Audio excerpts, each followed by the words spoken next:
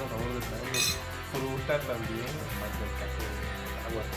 Y estamos en hartas plastas platicando con Yulia Akhmadeva sobre el dibujo. Más adelante se va a integrar también con nosotros otro maestrazo también que nos tocó tener por ahí en Bellas Artes, que es Enrique Ortega. Ya en el próximo bloque vamos a platicar con él. Pero estábamos viendo con Yulia Akhmadeva la cuestión del dibujo, y ahorita nos vas a platicar una anécdota tuya y tienes por ahí alguna otra cosa. Sí, una tarea para ti. Una tarea. Sí, unas preguntas. A ver. Bueno, la anécdota fue que el primer ejercicio que hice en la escuela en Rusia era dividir un espacio de hoja en 6, hacer como una tabla de ajedrez con 6 cuadrados, entonces a mano alzada, sin ninguna regla, y llenarlo con un tono parejo de grafito. Es muy difícil dibujar con mano alzada porque el apoyo debe ser en un meñique, entonces tienes que hacer este movimiento. Y es muy difícil cuando todavía no estás muy entrenado, entonces pasa que estás haciendo esto.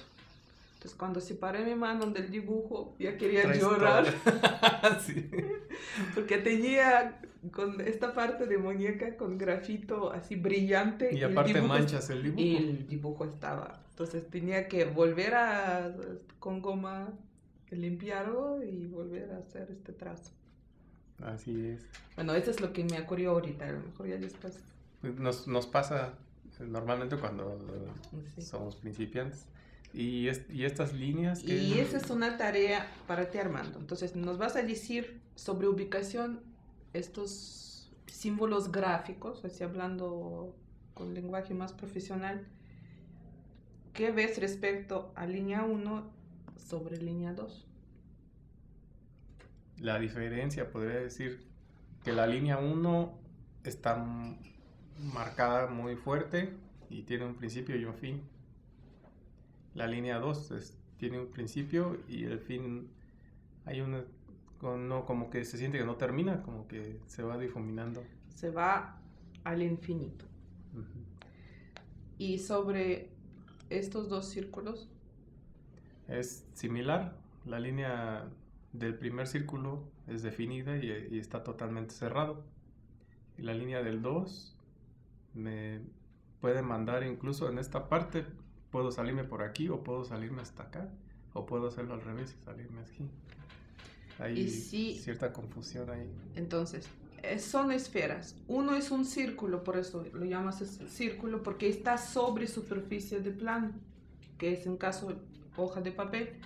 Esa es una línea con un acento abajo que nos puede servir como una sombra.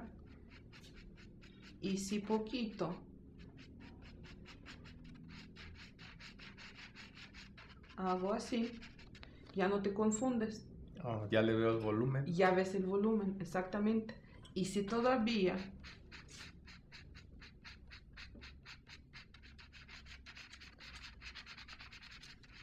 si se sombrea la parte de atrás, sí, ya no necesito ni la línea porque me lo está marcando la sombra. La línea no existe. Uh-huh. Entonces, porque entran otros recursos que es una mancha y son valores tonales, que puedes llegar a tenerlos mucho más, prolongando la sombra proyectada, asentando sombra propia, ya es una esfera en espacio. Lo ven que son en un minuto con pocos recursos y ya creo un volumen en un papel. Entonces esos son recursos de dibujo, que es mancha, línea, valor tonal, contraste, línea continua, línea acostada sobre papel y línea que se va al infinito. Entonces son recursos gráficos. ¿Y esto sería algo similar? Esa es similar, es una línea zigzag que tenemos aquí, este punto más cerca y esto ni siquiera lo vemos. Y esto de aquí a allá está sobre un plano, acostado, sobrepuesto. Es como hacer esto o hacer esto. Uh-huh. Entonces, esas son como una presentación de físicamente como que se puede hacer con...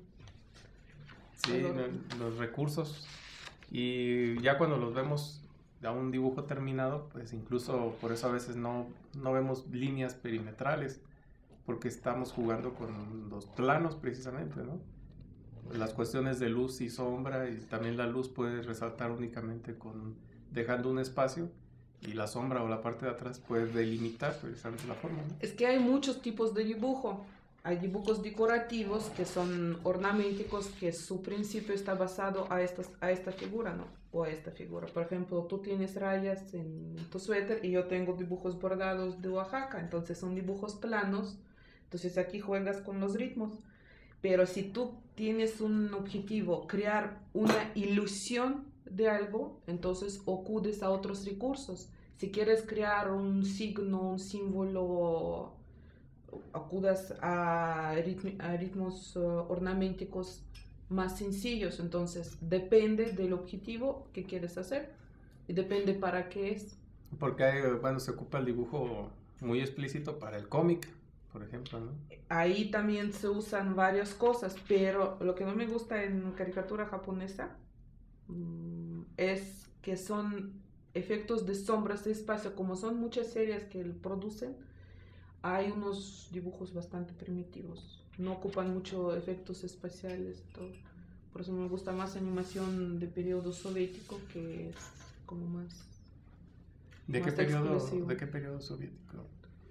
De los años 70, 80, hasta 90 más o menos. Pues ya el mercado ya empezó a ganar, ya hay mucha computadora, los dibujos y diálogos son más intensos, tiene que competir con caricaturas de Walt Disney japoneses, que son más baratos, y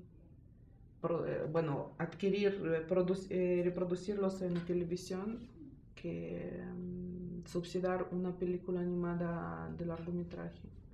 Como antes existía una estructura existía un estudio que se llama Soyuz Multfilm, entonces producían unas películas no para ganar dinero, sino eran unas verdaderas obras de arte con una moraleja, con un desarrollo de dibujo y todo. Entonces, que diría que, o no sé si puedes, digamos, pasarse más hacia la ilustración, no hacia el dibujo de cómic como lo conocemos en su mayoría.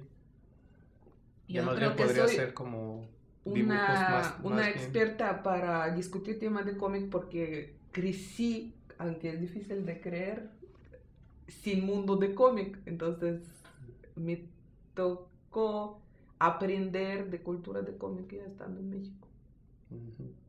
Porque tenemos diferentes tipos de cómic también. Hay unos que son, y los como dibujos dices, son muy extraordinarios.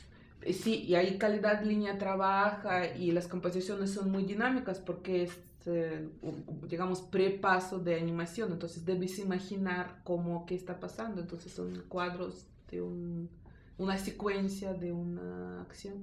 Y hay muy buenos, no lo dudo. Pero o es una película animada para mí, o es un libro. Y podría ser ilustrado o no ilustrado, qué imaginación cuando estás leyendo colecciono libros ilustrados infantiles y los recursos allá dibujísticos son muy impresionantes, de acuarela, muy finos trabajos. También una escuela realista académica. O también hay unos con crayola, con unos efectos, grafismos, colores vivos, que es libro para niños. También me gusta mucho, diferentes cosas. Podemos decir también que entonces, para no salirnos tanto del tema, el dibujo tanto puede ser base para la ilustración, para el grabado, base para precisamente otros dibujos que incluso ya requieran de más trabajo, por así decirlo, más técnica, porque no nada más es hacer líneas, sino también trabajar como el grafismo, ¿no? Como nos enseñaste aquí, empezar a usar el grafismo para dar volúmenes, para concretar planos e incluso abstracciones, ¿no? Porque no está limitado, el dibujo puede ser la base para abstraccionismo, para pintura académica clásica, pero también para miles de locuras que se nos puedan ocurrir en un boceto previo, incluso para una obra que la quieras hacer en otro material o en alguna otra técnica, ¿no?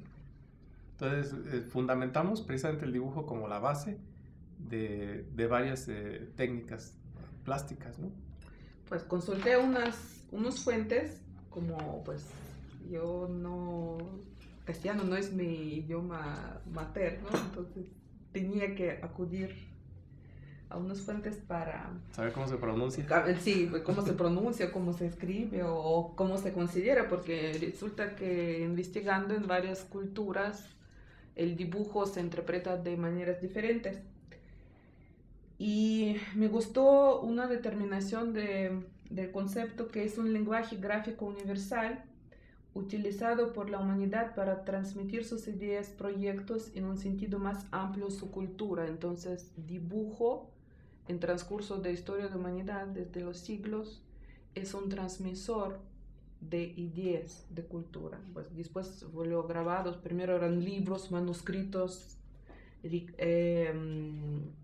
dibujados, adornados con miniaturas, con estas iniciales, letras principales de cada página, y después se convierten en grabado, que dibujo y grabado siempre van a la mano, y dibujo y estampa son dos géneros gráficos. Aquí cuando dicen gráficas inmediatamente entienden estampa, y no es, porque dibujo también es gráfica.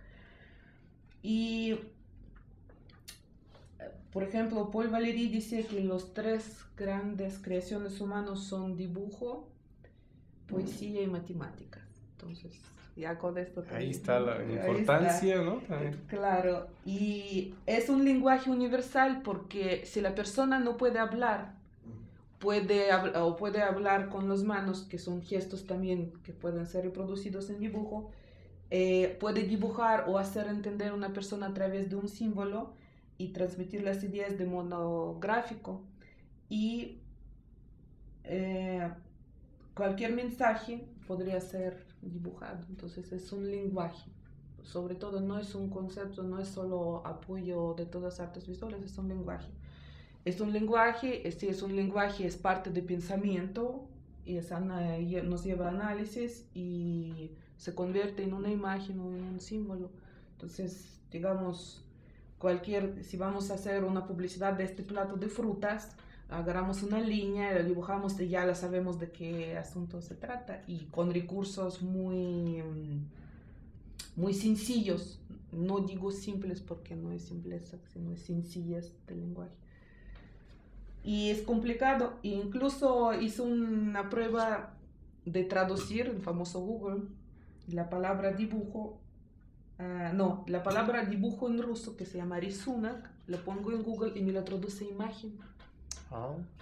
Bueno, no estoy muy satisfecha con traductor al ruso de Google porque tiene cosas, es mejor el inglés, pero dibujo se traduce imagen, entonces es también un caso curioso. Que no se traduce como dibujo, sino como imagen. Vamos a tener que acompañar a la pausa. Claro que sí. Pero regresamos en un momentito. Estamos transmitiendo Artes Plastas desde la Casona de las Rosas. Estamos en la tele de todos y regresamos en un ratito.